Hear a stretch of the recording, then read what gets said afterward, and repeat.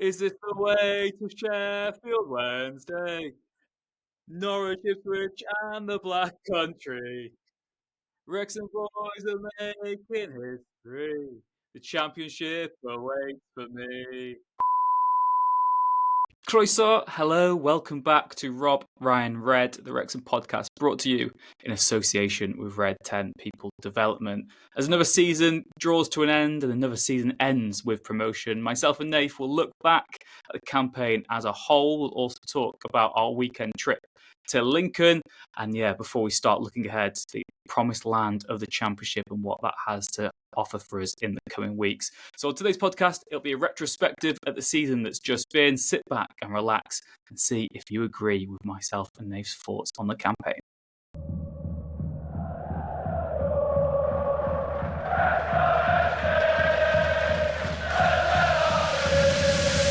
Rob, Ryan, Red.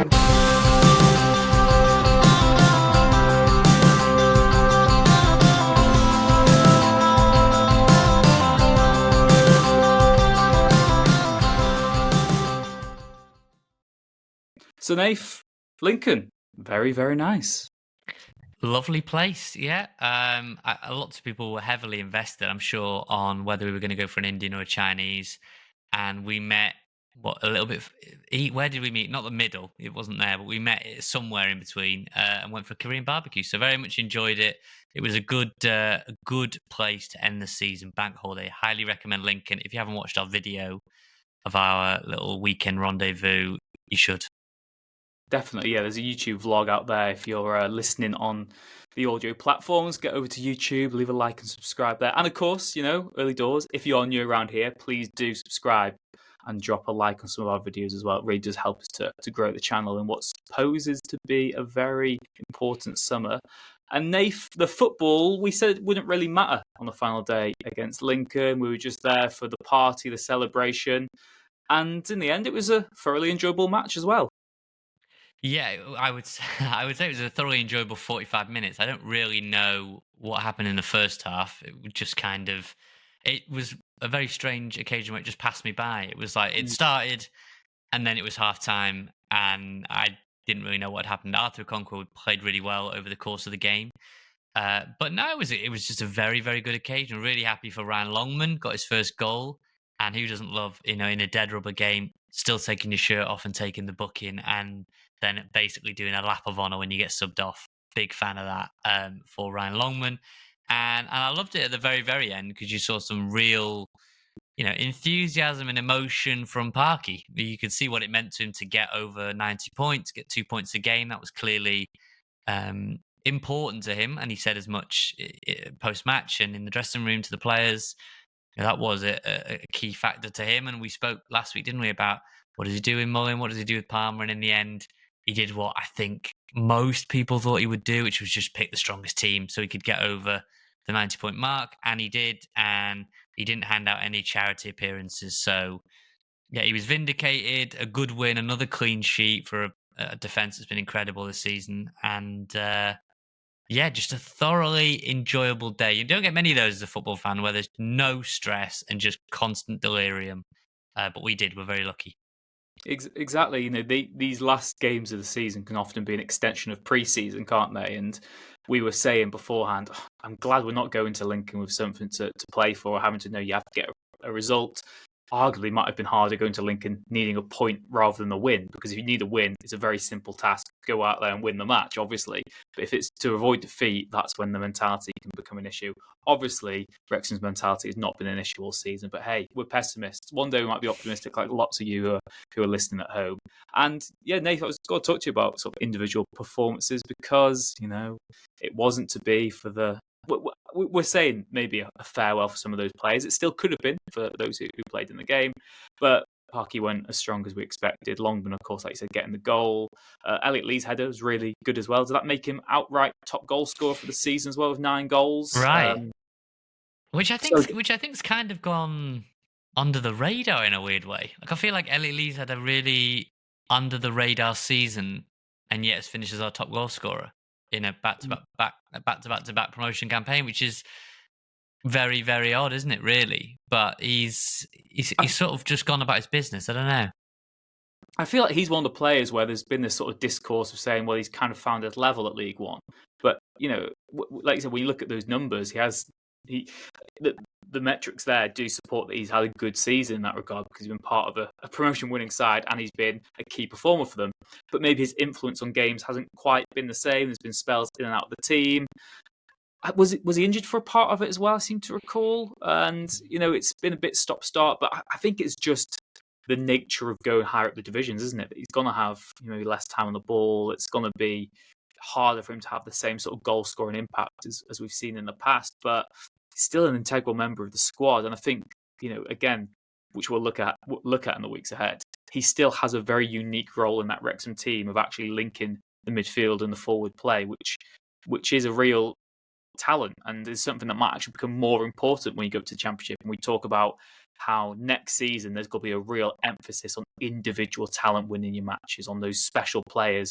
If you can get a Premier League loan or you can get someone who's just a bit too good for the level, that can be what differentiates the success of your campaign. So, an interesting one. Well done to Elliot. And like you said, I think oddly in a 2-0 win, Arthur Conqueror was man of the match because he made so many good saves in the game, and it could easily have been Wrexham maybe a goal or two down at half time, but we came out the blocks racing, and the build up to that Longman goal is obscenely good as well. The players don't have an off switch, do they? It might have been one eye on Vegas and maybe nursing some hangovers, but the players were right up for it.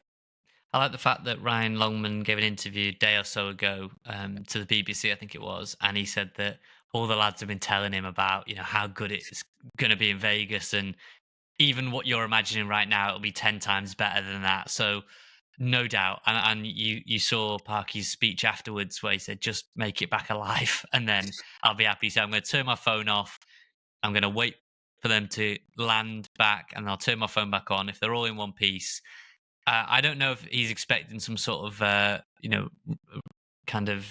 recreation of The Hangover and George Dobson somewhere on the top of Caesar's Palace with a mattress. I'm not sure what Park he's expecting, but I know they'll have a very good time.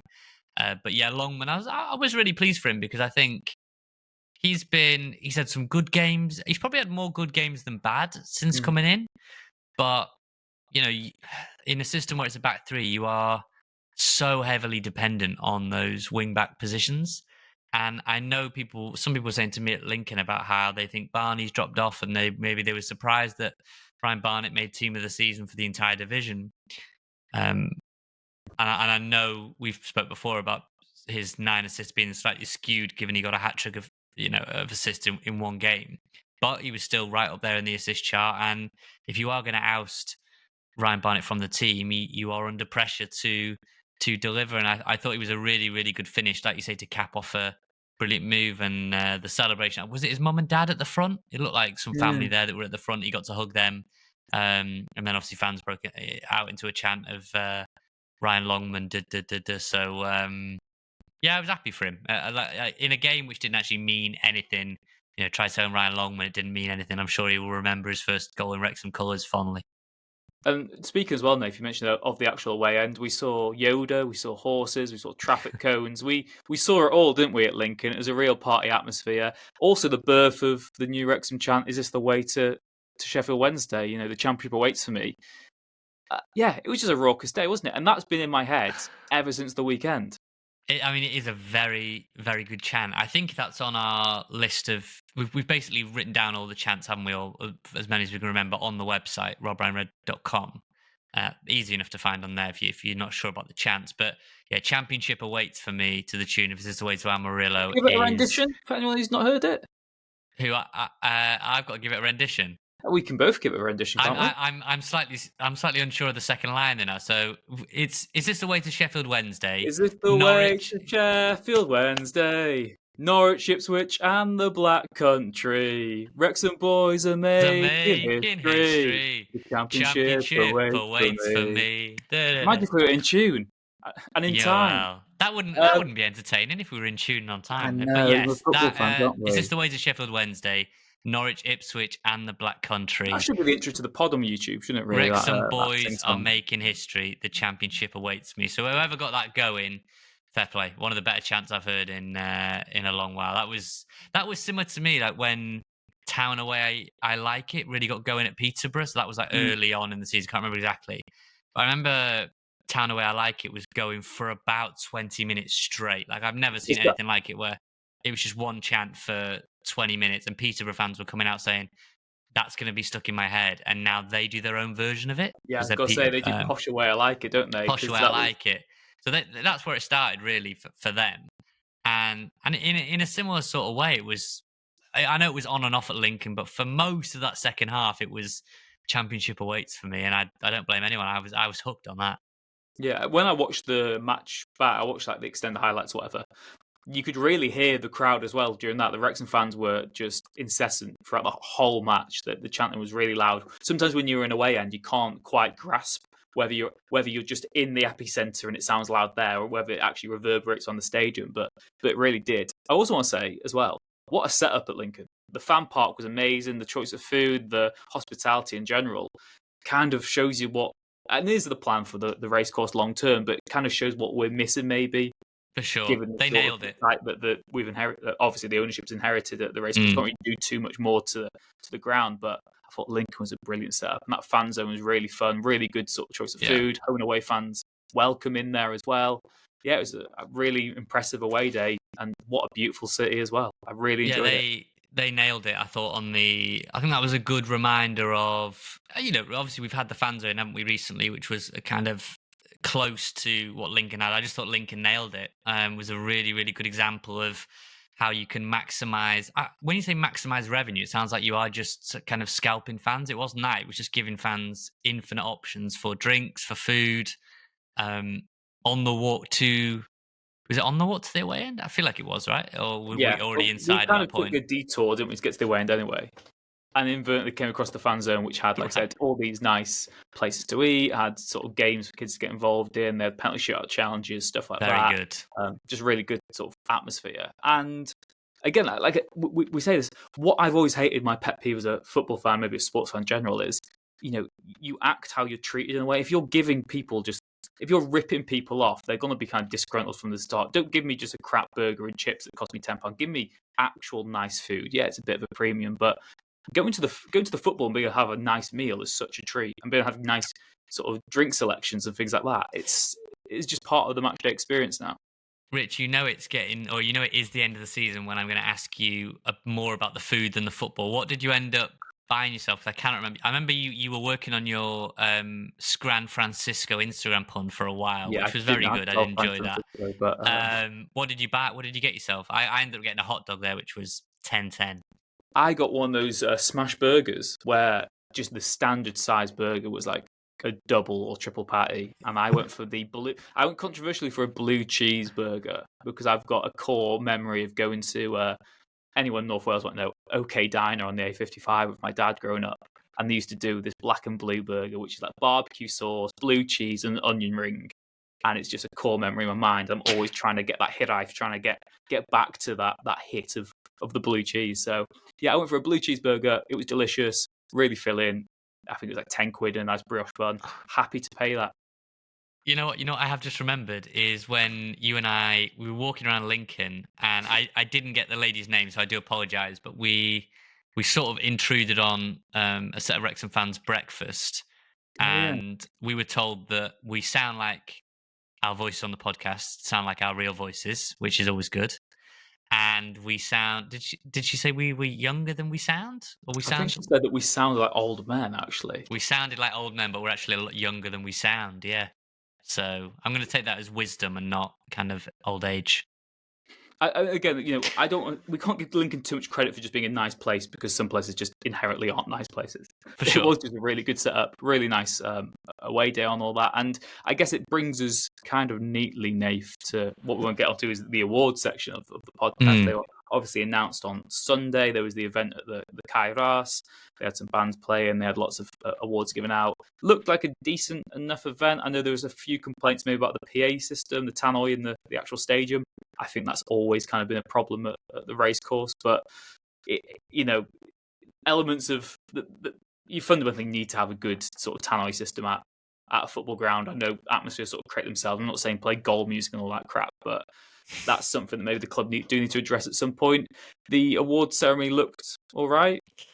I still think it looked fine. It looked quite empty. I thought the ground. I still think a parade for back to back to back would have been the way to go. I know they've said before that parades are only for winners and champions. I can understand the logic, but you If have you've made been winning football. for 3 years straight, You, surely you that's you have made football history. I think that is a fair exception, and I feel like a parade would have gathered a much bigger turnout personally. But it is what it is. It looked like good fun for those that did make it. Like you say, a couple of issues, but I'm sure that I feel like a lot of things the club are just learning on the fly because yeah. they haven't done one of these before. It's good that they Or did. yeah, but it's like The other thing so about the awards do, I think, Nate, is it caters to, obviously, maybe traditionally you'd have it inside the centre or something, or you'd have it, within a venue, but they wanted to open it up to as many people as possible. So the football ground is free, it's there on their doorstep, they can do that. And it's an event that's kind of caters to a smaller demographic. A lot of us went out after the Charlton game, we celebrated there. A lot of us also went to Lincoln, we celebrated there. So you're catering maybe more to I don't want to stereotype too much, maybe more of a sort of family audience. Maybe it's for some people who haven't been able to go to some of those games in the run in. Great chance for people to go, quite a cheap event to go to as well. And you still get to go to the race course. You get to see your heroes, your superstars there in the flesh, quite close to you. Sure. And you get to recognise their achievements. Do you know what I mean? So yes, it looked good. Well attended. Obviously, all the players and etc. were there. Mullin gave his speech when he won goal of the season for the goal against Blackpool in the fog. And they sort of said, "What do you make of the goal?" And he said, "Well, I've had, paraphrasing here, but he said basically, I've had loads of time to watch it since January. I've had loads of time on my hands." Which I quite liked. I thought it was quite funny and pretty honest because that's true. The other thing is, I don't want like he's tongue in cheek. It's a bit of humour. He's obviously very happy to be part of no promotion win squad, but I also don't want Paul Mullen to act like he's happy to not be playing.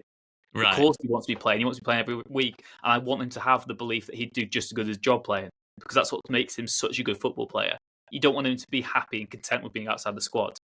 Strikers can't be content being out the squad. Like it's just not in their DNA. Like they're all so self-assured and to a right level. I would say like cocky. All the strikers I've come across are very sort of assured and confident that they are the guy. And I remember speaking to a former Wrexham player actually. I think he might still be playing low down the pyramid, but he was saying that once a striker loses that, like once they start thinking that other players are better than them, it's sort of the beginning of the end. Really, you dwindle, you lose that sharpness, and so yeah, I was glad. I thought that was quite a funny answer from Mullin, and I don't know. I guess to get the ball rolling, Rich, player of the season, you and I both thought it should be. Well, should we go through who the winners were for people who haven't seen it? Sure, if you've got them, yeah, go ahead. So, player of the season went to Ollie Rathbone. Young player of the season was Max Cleworth. Players player of the season was also Max Cleworth. Goal of the season, we said, was Paul Mullin. And a special mention to Garrett Parry, who got a Lifetime Achievement Award.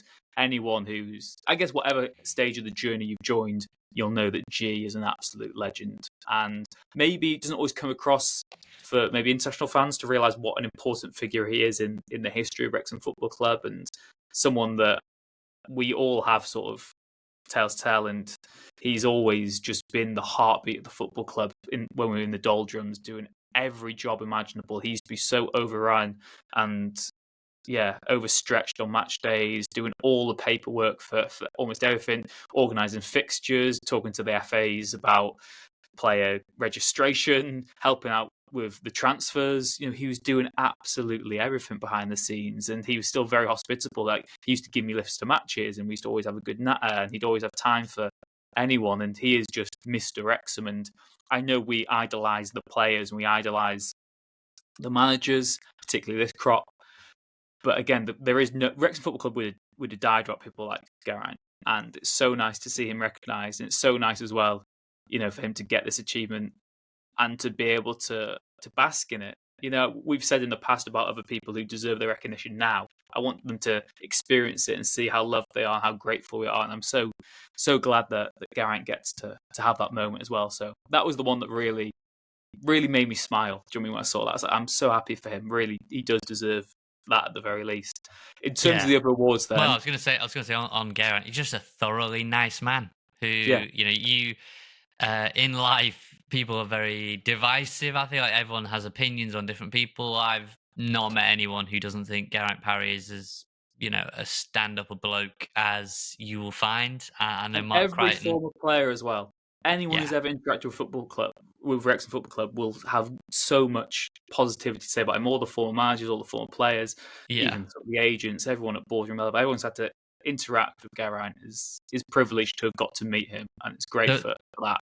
yeah the bedrocks of Wrexham for me when I think about just the people that I think when I think Wrexham, the people I think of Geraint and Joey Jones. Those two. Joey Jones, as people know, has done every job you can think of. He's similar in so many ways to Geraint. He's just played on the pitch at the highest level that Geraint hasn't.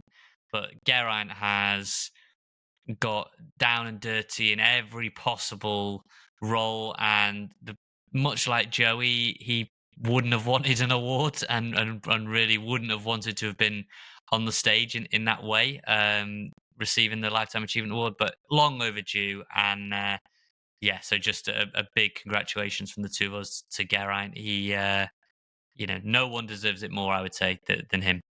Hello, just a very quick interlude to say that we did do a randomised draw. You can see Will on the screen now doing a randomised draw for the giveaway, the wash bag and the Amazon gift card. And I just want to say a huge congratulations to Rob Taylor, who is the winner of that randomised draw. So Rob, we will sort out your prize. Reach out and we will sort out getting the wash bag and the Amazon gift card over to you.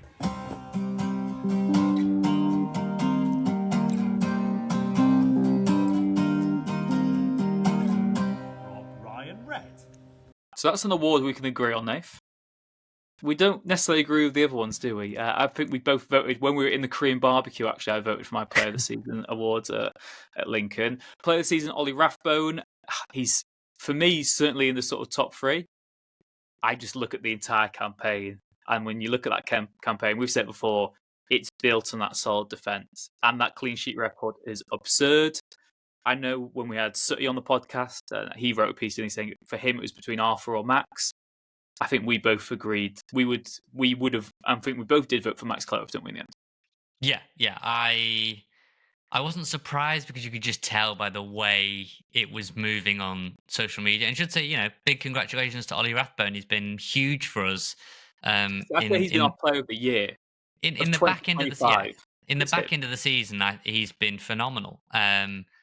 But I don't know what more Max could have done to have won. 24 clean sheets in the end. He scored 8 goals, is it? I mean, multiple assists. I don't know. I mean, look, Max won the Players' Player one, and there are certain players that believe that is the one they would rather win more than Player of the Year. They would rather get the one from their peers, rather than sort of voted for by the fans. I know there's plenty of professionals that have told me that before. So I'm sure Max, Max got plenty of flowers. Don't get me wrong. He's not been snubbed in any way. But I would have had probably Ollie Rathbone third on my ballot of Player of the Season. Interesting here, if you look at Wrexham's most appearances this season, all comps. So Wrexham played 55 matches, across FA Cup. You had the Papa Johns, you had the league. Only the 3 highest appearance makers all made 48 appearances. They were Max, Rathbone, and George Dobson. Okay, that is interesting.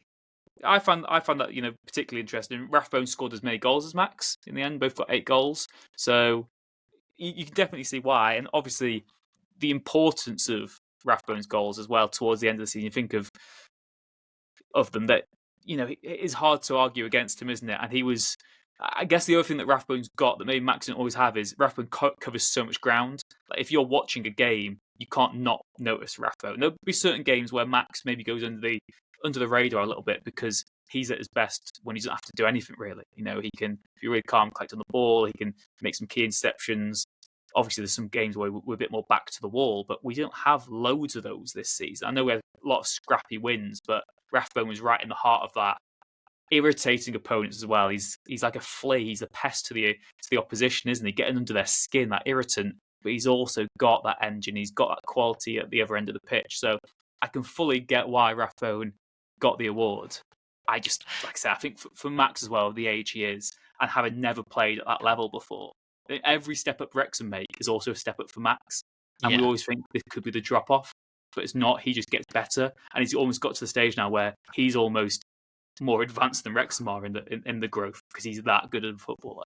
Yeah, I just thought it was a promotion built on the back line, and so like my first two options would have been Max, and then would have been Arthur, who, yes, I know he's had down moments, but like I said, it took Rathbone a while to warm up. I just think inevitably with these awards, it does often favour more attacking players because they do have big moments. I saw people talking about goal of the season. If there'd have been a little bit more time for it to marinate, maybe Sam Smith's goal against Charlton would have won. Maybe would have got the nod. Jack Marriott's goal, I voted that goal of the season, so I was 0 for 0 on most of these awards because 0 out of 5, whatever it was, because I still think Marriott's was the best goal. That's the one I've watched back multiple times, and the one I think technically is just the best goal.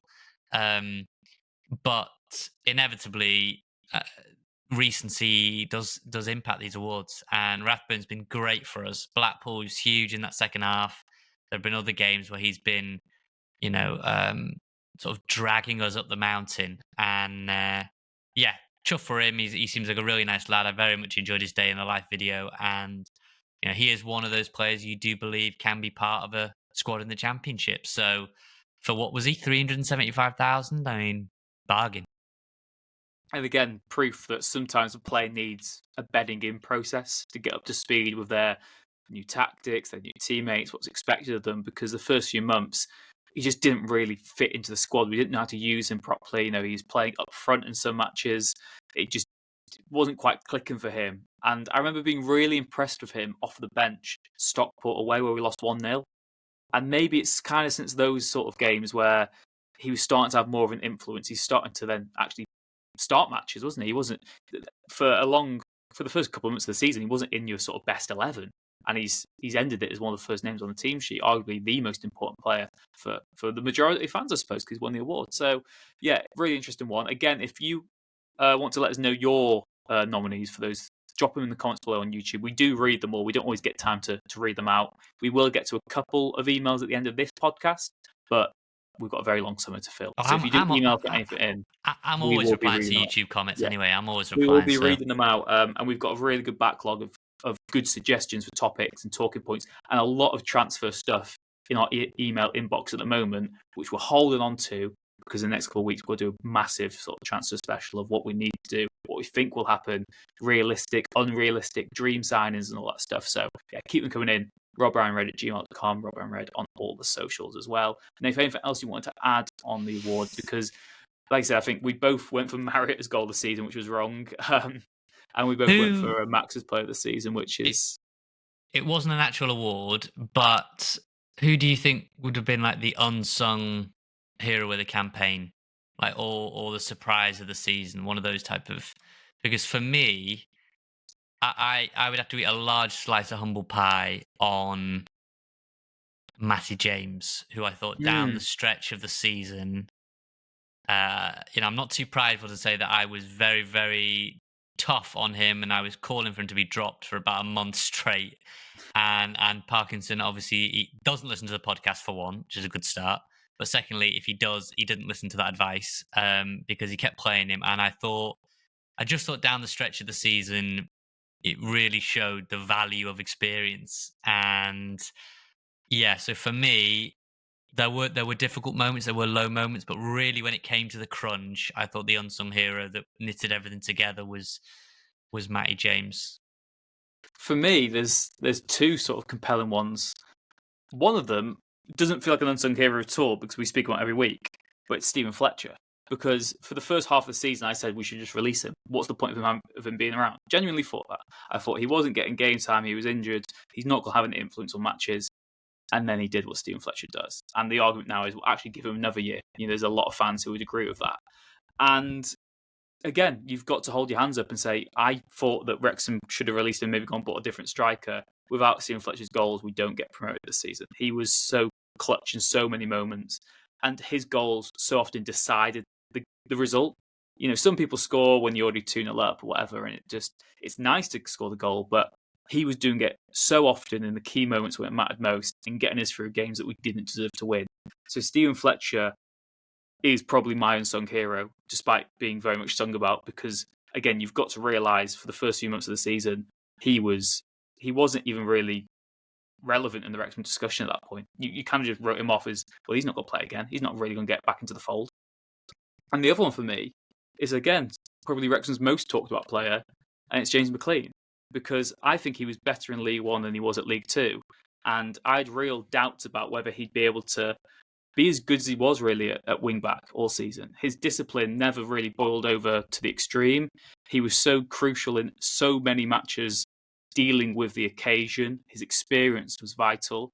And again, last season we say maybe this is the season he finally moves into a central midfield role and he finally gives up on being a wing back. But he is still just the left wing back you'd want in any League One match this season. He was just so consistent, so good, looked bloody badass in a long sleeve shirt as well. And you look in those last few matches, he was just exceptional. Even looking at Lincoln at the weekend, he makes that Longman goal. He was just a fantastic player this season for us. And, whenever we have a bad result or something, he's always the one who's going to cop the most flack. He's always going to be the target for all the opposition fans. And I bloody loved it. I've loved it the last 2 seasons. First things he's done, he goes to Instagram and he sorts out his vendettas. He has the last laugh, and what a guy. I absolutely love him, and I'm so happy that he played at a level he can do and that he did. And it's testament to him, testament to his mentality, and testament to his professionalism that he hasn't just seen Wrexham as this payday, as this sort of nice chance for him to get a nice wage and just see his career out. Both him and Fletcher have come here. They've both said it's arguably the happiest time of their playing career, and they are both integral to why it's been such a successful season. Yeah, James McClean, I think, was better this season than he was in League Two. Significantly, I think, actually, in my opinion. I think he's been a lot better and deserves an immense amount of credit when he was running the risk of that ban, and which could have been, in the end, a 3-match ban or 5-match ban, whatever it would have been in the end. He'd have racked up the yellow cards, and he held his nerve again at a key point in the season. Just shows you the value of experience. Guessing the balance of fairness, and hopefully, if they do hear this, be a bit of motivation going to next season. I think probably my biggest disappointment of the season was Seb Revan. Just because I was really excited to see him, genuine pace out wide, young player. Thought he was really good at Bolton away, and it's partly because McClean's been so solid. But I really hope that going into next season, Revan, if he's still involved and still in the mix, can really take that next step, because he arrived as that young player of the year from Rotherham. You're talking about bedding in period. It's not easy when you're behind the captain in the team. Captain's going to play most weeks anyway. And yeah, I just hope that we might look back on the season and go, all right, that was Revan just learning and kind of gathering some intel in the Parky system and learning under McClean. But yeah, I think that was one of the biggest sort of disappointments. So I'm really looking for him to take that next step next season. Probably not good to mention Mo Farl either when we've sponsored him all season, but it's just been a disappointment. It's not quite worked out for him so far. We have just about had enough goals to get us over the line anyway, but Sam Smith's arrival showed you the levels you need to be at to be starting at this kind of level, and particularly going now into the Championship as well. You're looking at someone like Mo who, really want to work out for him, but maybe he now needs a loan to get up to speed. Who knows? Maybe he needs a full pre-season. So yeah, there's an incentive there now for these players to prove themselves. And I guess the other quirk is that the Championship allows a different type of player to shine, doesn't it? You look at Seb Revan's previous career with Rotherham, where he could get the young player of the season playing in the Championship. He played basically every single match for them in the Championship as well. So he can do a job at that level. We know he's got that, and he's still got what is almost a unique skill set as that sort of pacey, more defensive-minded option on the left for us. So, and was it Bolton away he played as a right wing back even maybe? Or was that a left wing back? I think he was. It's a long time ago now, Bolton away. I think it might have been left wing back. I feel like. I think he's quite comfortable playing on either flank if required of him, and hopefully this step up can make some of those players have the opportunity to shine. So let us know again, like we said in the comments below, who was your player of the season, who was your young player of the season, which was the goal you would like to see, or which one did you vote for, and who are you most excited to see in Championship level next season? Is there a player, like we said, who hasn't quite worked out for yet, but you think has got a lot more to give in a Wrexham shirt, let us know. robbrownred@gmail.com and in those YouTube comments as well. Back to back to back. Back to back to back. Right, Rich, we are going to throw it a little bit forward, and this is that we've done our League One debrief. We've had plenty of games, plenty of trips, not so many hotel stopovers or many trips to walkabout as we were in Lincoln. But throwing it ahead to the Championship, I thought there was a really, really interesting article in The Athletic which broke down there was loads of things in there, but it was a sort of a Wrexham financials piece. So if you haven't read it, I'll link it in the YouTube description or in the Spotify description. So go and read it. But I thought there was a graphic in there that was particularly interesting. So if you're listening on audio, I will talk you through it. If you're watching, I'll put the graphic on the screen from Athletic. But it was about Wrexham's commercial income compared to Premier League clubs. So last season when we were in League Two, and obviously last season for whether in the Premier League or... So Man City, for example, 345 million in commercial revenue. I mean, that's enormous. Liverpool, 308 million. Man United, 303 million. Fine. But the interesting part is Wrexham, 20 million in commercial revenue last season, which was more than Bournemouth, who are in the Premier League, 1 million less than Brighton, who have been in European football not too long ago. Well, they were in it last season, weren't they? Was it? I'm losing track of the season. Okay, well, they were in Europe, 21 million in commercial revenue, right, for Brighton. Crystal Palace, who were in the FA Cup final this coming weekend or the weekend after, whenever that is, who was 6 million less than Crystal Palace, who have been a Premier League regular for years now. 7 million less than Wolves, 8 million less than Fulham, and 10 million less than Nottingham Forest, who are set to finish in the Champions League this season. My point being that much has been made about how will Wrexham stack up in the Championship, and hopefully we'll be able to get like a football finance expert on, Rich, and just do an episode about how much does it take to run a Championship football club. I think people find that quite interesting, of what are the wages and what are the kind of transfer fees Wrexham will need to pay. But if you just look at that commercial income and you say, right, 10 million less than Nottingham Forest, huge club in the Premier League, paying huge wages, and you know, they're getting great publicity all over the world, playing on Sky and all these major networks. Wrexham are 10 million less than that as a League Two club. And so I don't know I don't know. That struck me, Rich, that when I saw that, I thought, wow, actually, we're going to be just fine, actually, in the Championship. Like, we are. But I sort of knew that anyway, but then this just reaffirmed that, no, we might not even just be fine. We might be ultra competitive, actually, yeah. Yeah, it's like you said to me, just boil it down. Wrexham finished second in League Two last season and made £1 million less than Brighton, who got to the Europa League round of 16. Like, in commercial, that is absolutely obscene. And that shows, again, it's the easy comeback to all these people say, oh, Wrexham, you've bought your success, you're a fake club, you're one of these new breed, and they sort of branch you with Salford, Fleetwood, Forest Green, these teams that we've had to compete with at non-league level who've gone up the leagues. We've got something that they've not got and they never probably will have, and it is that huge worldwide interest and a core domestic fan base who care, and that history, and you know, those are those sort of assets that you can't quite buy. That's why our takeover is so unique and so different to any other, because you've got the huge celebrity status, you've got the worldwide interest, but you've also got this amazing narrative and the history of the football club and these stories to tell, and the huge social standing within the local community as well, and within the history of Welsh and British football, of what Wrexham are, what they mean to the whole fabric of the sport, really. And that shows through with these commercial assets, because it means that we aren't just this new flash-in-the-pan club who buy former Premier League players and have charismatic, famous owners. There is something really emotional that people get invested in and they want to be part of. And that's what shows that commercial growth. Everyone wants to be, a Wrexham fan nowadays. You go around anywhere in North Wales, you go around places across the border, and you see Wrexham shirts. Everyone wears a Wrexham shirt. We can't stress this enough. Most of our years going to watch Wrexham growing up, people didn't wear sort of Wrexham shirts. You got a handful of them, and there was a percentage of the crowd who used to wear Wrexham kits, but you never saw kids sort of walk around Wrexham in Wrexham shirts. There were a few, and I know people will be eager to post pictures themselves of the child doing it, but the whole just relationship has just changed, and that's what is so exciting for me. And if you're posting those sort of numbers as a League Two club, well, you've got to presume they've gone up quite substantially now that we've gone up to a League One level, and we're going to be Championship next season.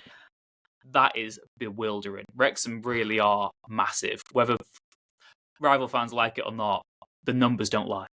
One of the most intriguing things for me is that a lot of the deals that Wrexham have struck, sponsorship-wise, are up for expiry this summer. So we are still yet to see the kit. It is early May. That is fine. We are still yet to see various things. Rich has disappeared on me now, so I will carry on anyway. But, for example, the United Airlines deal, that is up for expiry this summer. So who knows what we will... they did a couple of years with TikTok. We've had United. Maybe they renew. Maybe they don't. But you look at it now and think, okay, Wrexham negotiated 1-2 year contracts, and maybe on the sponsorship end, on the business end, it was kind of, well, if Wrexham plateau, then we'll maybe move on to something else and try something else.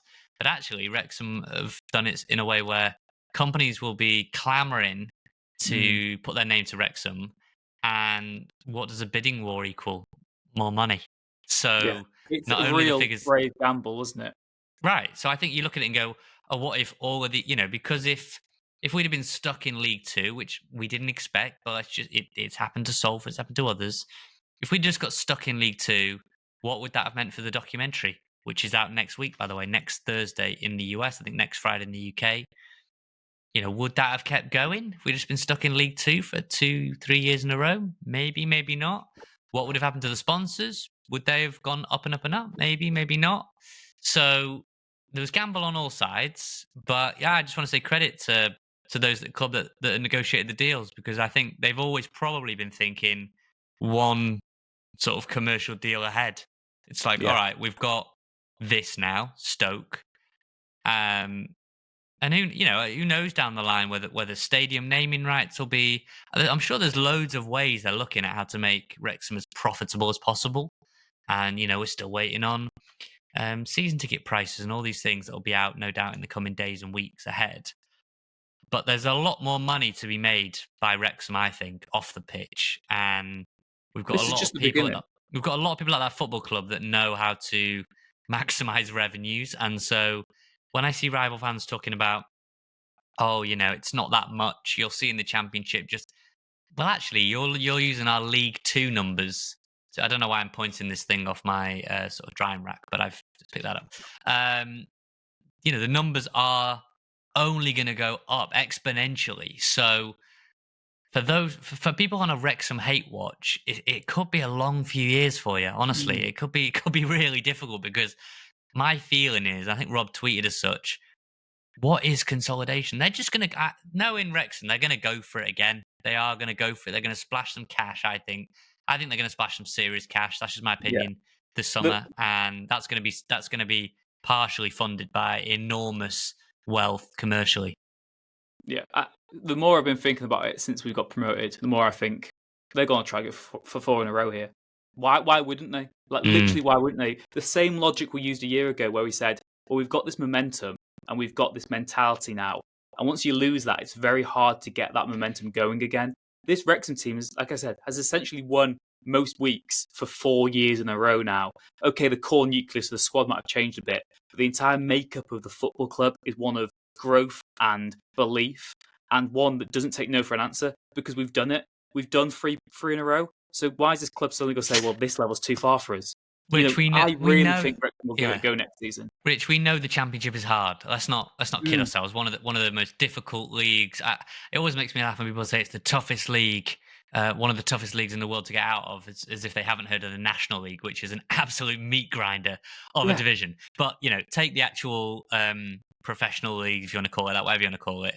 The Championship is very, very tricky. So I know we've had a lot of emails about, lads, you know how hard it is to get out of the Championship. We do. We understand that. fully. I know that the quality of the games every week will be Wrexham might be under. We don't know what kind of team we're going to put together. But I know if Wrexham go and put 20, 25 million into a squad, which they're going to need to do, realistically. They're going to need to make 7 or 8 really top-level signings. So that's the only thing, Rich, that talking about the nucleus of the squad, I think that will change. But I think the actual ethos of the management, the structures, the depth, these players will become depth pieces. And you're just in an environment which has been winning for a long time. Yeah. So that can only be beneficial. Whether we achieve it, we might not. We might fall flat on our face, and so be it. But I just don't believe they're going to go, right, let's now pump the brakes. Let's worry about getting the stadium done, or let's worry about getting training. They're just going to say, foot on the throttle and give it your best shot. We're going to back you financially, Eric Allen and Rob and Ryan. And who knows? Stranger things have happened. I know Ipswich did the double bounce. Someone's got to do it, haven't they, eventually? 4 in a row. Let's have the cop open for the Premier League instead. Why not that? And that's the thing. There's going to be a few horrible sort of reality checks. Maybe I do think the lack of a proper training ground could put some big players off if that's what sold them, just because the backgrounds might come to. But is there a club really that you'd want to play for in the Championship more than Wrexham next season in terms of the actual belief? And I know that will piss rival fans off as well. But it's just.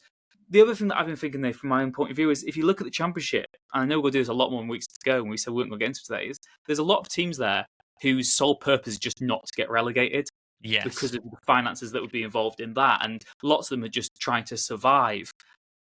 But how many Championship clubs next season truly have the ambition of getting to the Premier League, and that is their ultimate aim?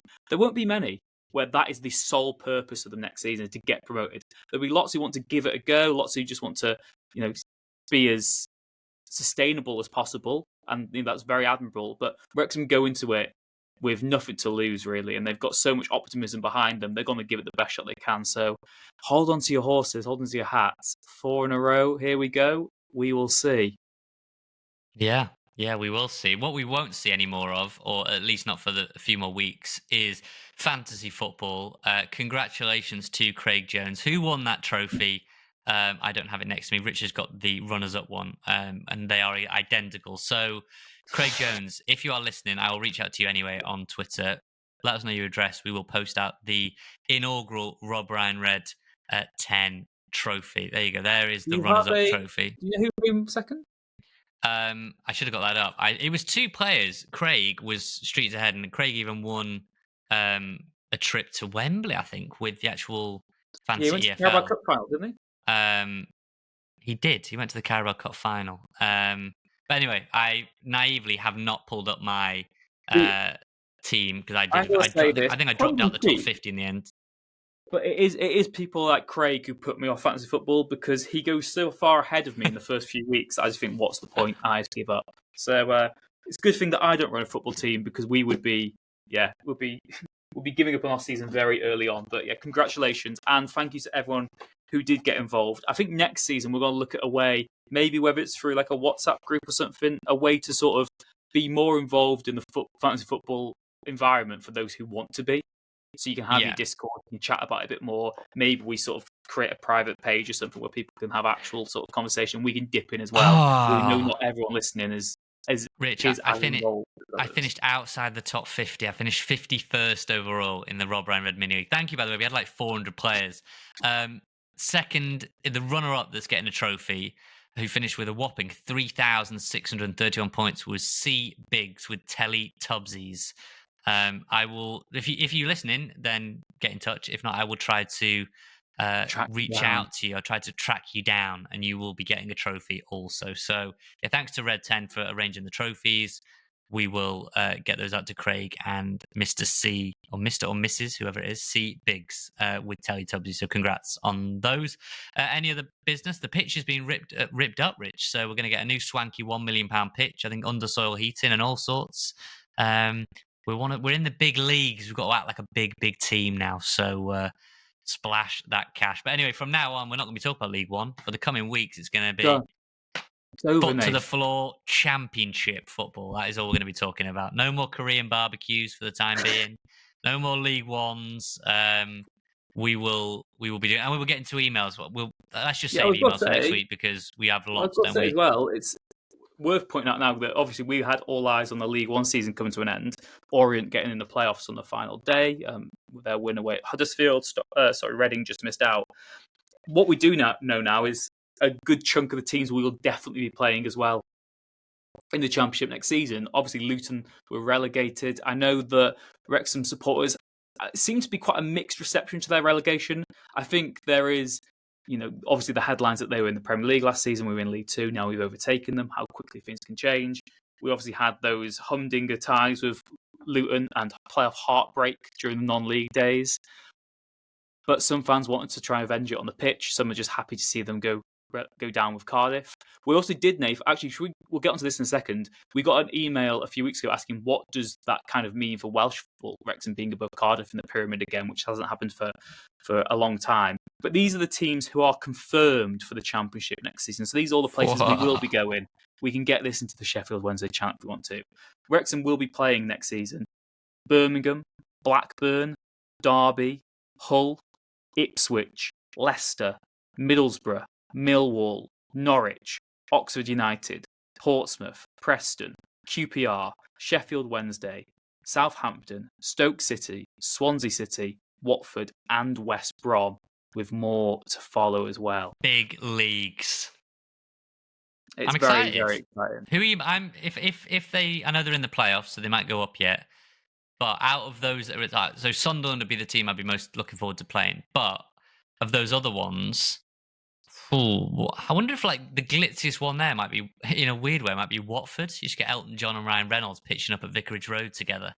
Who else? And a whole good friend of mine, she's a Hull fan, so I'm looking forward to that one. She's been desperate to come to the racecourse for a long, long time, and then Hull just survived on goal difference on the final day. Another good friend of mine, Preston fan. There's a tweet that shows like all the teams together. And I just find it so bewildering seeing Wrexham's logo next to all these teams because, like I said, it feels like a FIFA career mode that's very unrealistic because no one gets promoted that quickly, and Wrexham are suddenly, in this promised land. So I can't wait, mate. But yeah, like I said, we got an email a few weeks ago. Sorry who it is, we haven't got to hand. It just popped into my mind. They were sort of asking about the the magnitude of Wrexham being in a league above Cardiff again, Nathan. And obviously, we are the record Welsh Cup winners. We always took that quite seriously, the pathway into Europe. Cardiff have a very illustrious history themselves. Obviously, the only Welsh team to ever win the FA Cup as well. What does it mean? How do you think it's been received in the country? Because it is a seismic change. Cardiff were, a Premier League team not too long ago. Yeah, I think there's been sort of an element of surprise down south. And I don't know, actually. There's been a resignation that's set in for Cardiff for quite a while. They have been mismanaged. They stuck with a manager for too long in Riza that was only taking them backwards, was evidently taking them backwards, and was asking journalists how to fix it. And I don't think that did him any favours. And Vincent Tan just hasn't moved with the times. Ultimately, he hasn't invested anywhere near enough. He's made some poor decisions. They've made some poor decisions as a coaching staff. Players have underperformed. And it is curious, isn't it? Because obviously Wales play their home games at the Cardiff City Stadium, and now Cardiff are not guaranteed international breaks. I know they will get them. They will find 3 people to get called up, I am sure. But it is slightly ironic that the team where Wales play their home games aren't actually guaranteed an international window as they have been for many a year. So if they want to bring the games to the racecourse, by all means, that would be nice and easy for a lot of people. Not a lot of our lot. Anyway, I don't know. I take it back. I don't think there has been much surprise, really. Cardiff have been running to the ground for a while, and this might be the reset they need. I know there's some Cardiff fans that are saying we're going to be stuck here for years. This is a very competitive League One. Huddersfield will be better. Rotherham will be better. Plymouth are always solid when they come down. Luton will probably give it a good go and go back up because they've got a new stadium in the works. So Bolton are obviously, they can only get better really under Schumacher full season. So I think there's a lot of fear around Cardiff City. And yeah, if you'd have said, what was it, a year ago, us and Luton were 3 divisions apart, and now we're ahead of them. So yeah, it's a funny old game, Rich, is what it is. It's a funny old game. Cardiff City been miles ahead of us for most of our time supporting Wrexham, and now it's two teams, two clubs trending in opposite directions, and long may that continue from our point of view, I guess. The other thing I guess I would say as well is I know there'll be a lot of our supporters who are saying, well, look, we weren't always below them. No, it's not too long ago that we were the top Welsh team again, and that will be an aspiration for next season. That look, anytime we're in the table above Swansea, we'll be saying, well, look, we are the best team in Wales again. But it is just for so long and for a certain demographic of supporter, and I include myself in it really. We were below Newport in the table in the pyramid, and it was this week recording the podcast, wasn't it? The anniversary of that defeat at Wembley. And that was such a damning day for us that we were now below Newport in the football hierarchy of Wales. And, like I said, it's very difficult. And depending which fans you ask, you'll get different answers on who the biggest team in Wales are. Obviously, the Welsh FA was founded in Wrexham. The spiritual home of the Welsh national team was the Caerhras. It's since changed to Cardiff, particularly with the recent success of the national team. But I think lots of Wrexham fans listening to this will say we're back where we belong now. And, it would have been good to have all three of the bigger Welsh teams in the same division next season. In the end, was it Lee Trundle tweeted saying how good it is to have two Welsh teams in the Championship next season? His former boys in Wrexham and Swansea. So, yeah, bring it on. But, yeah, it's one maybe where it'd be good to ask a Cardiff fan, actually, wouldn't it? What do they make of the switchery we've done? From a Wrexham point of view, we see no problems whatsoever. Yeah, no, well, I mean, that's to round us out. I'm sure we'll get various different Championship voices and maybe a Cardiff voice as well on over to fill the gaps. And, before we know it, Rich, it'll be all the fallout of Vegas, and it'll be the pre-season tour and kits and season tickets and transfers, and things will move on very, very quickly. But we have got a lot of emails. We are stockpiling them because I think we are just going to do a big transfer special coming up. So stay tuned for that.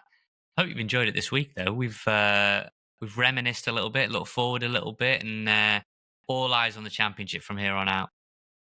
Yeah, that's it. The summer is all about gearing up for the big promotion to the upper leagues. Yeah, Wrexham going to the Championship, the promised land, a place we've only ever been once before in our history. That was back in 1982, the last time we were there. So it's going to be a new experience. We'll be there all along the way. As Nave said, we'll be talking transfers, we'll be talking finances, the big decisions that need to be made, what it means for the training ground, the carpet, all that stuff. And yeah, we hope you can join us along the way. Thank you as always to Red 10 People Development for their continued support of the podcast. I know we will have put in the sting will be on the show of their competition that we ran. Thank you to everyone who entered that. We've got a Wrexham wash bag and a £50 Amazon voucher, which has been awarded now. Thank you to Wrexham-based band Hypnotic for the music that stings, and most of all, thank you to you. We do say it all the time, but we do generally mean it. Wherever you are in the world, we've had a lot of love lately, and we really appreciate all the feedback. Even the person who said on our Lincoln vlog that I was just trying to act cool wearing sunglasses all the time. The problem is I can't sue you for defamation because it's correct. You got me there. You called me out. I feel like I was caught in 4K. So thank you to all of you. We really do appreciate it. If you are listening, if you're watching, please leave a like and subscribe. That is all we ask. Anything more than that is hugely appreciated. But please, if you can do that, it's the best way to give back to the channel. Thank you very much. Take care, and we'll see you again next time. The Wrexham AFC podcast with Nathan Salt and Rich Bay.